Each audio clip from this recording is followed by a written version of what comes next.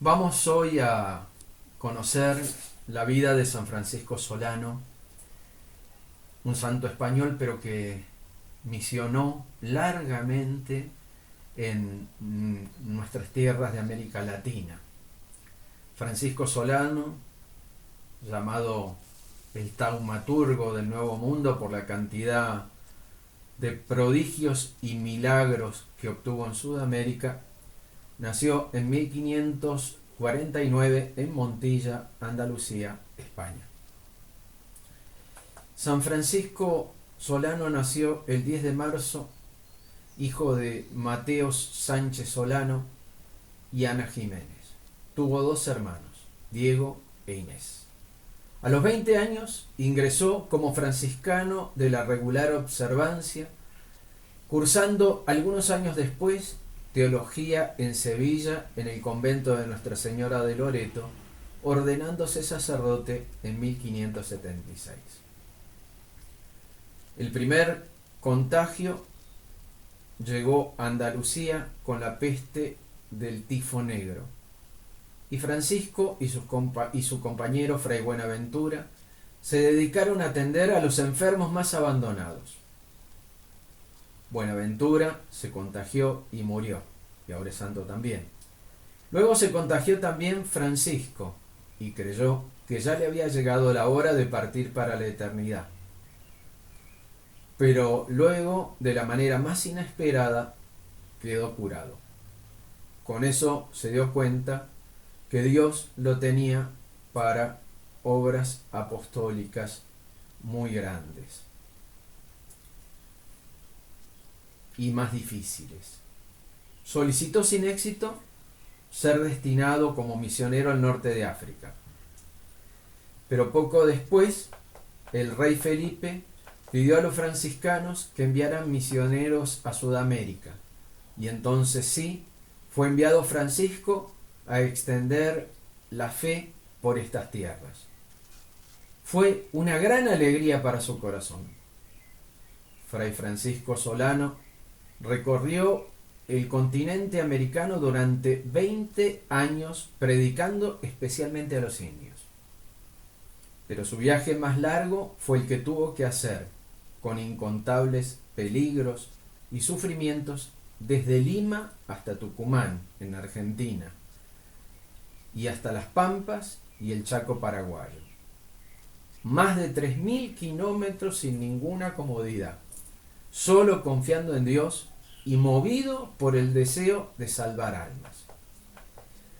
Y le sucedió en aquel viaje misionero, un gran viaje, que lograba aprender con extraordinaria facilidad los dialectos de aquellos indios a las 2 semanas de estar con ellos. Y le entendían todos admirablemente sus sermones. Sus propios compañeros misioneros se admiraban grandemente de este prodigio y lo consideraban un verdadero milagro de Dios. Pero lo más admirable es que las tribus de indígenas, aún las más belicosas y las más opuestas a los blancos, recibían los sermones del santo con una docilidad y con un provecho que parecían increíbles. Dios le había concedido la eficacia de la palabra y la gracia de conseguir la simpatía y la buena voluntad de sus oyentes. Fray Francisco llegaba a las tribus más guerreras y más indómitas, aunque al principio lo recibían con ánimos de batalla. Después de predicarles por unos minutos con un crucifijo en la mano, conseguía que todos empezaran a escucharle con un corazón dócil y se hicieran bautizar por centenares y miles. Un jueves santo, estando el santo predicando en La Rioja, Argentina, llegó la voz que se acercaban millares de indios salvajes a atacar la población. El peligro era sumamente grande.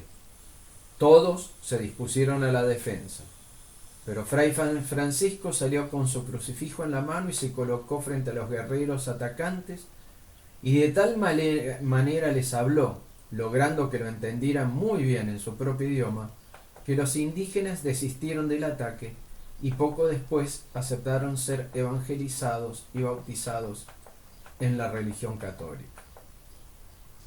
Un día, en el pueblo llamado San Miguel, estaban toreando, y el toro feroz se salió del corral y empezó a cornear sin compasión por las calles.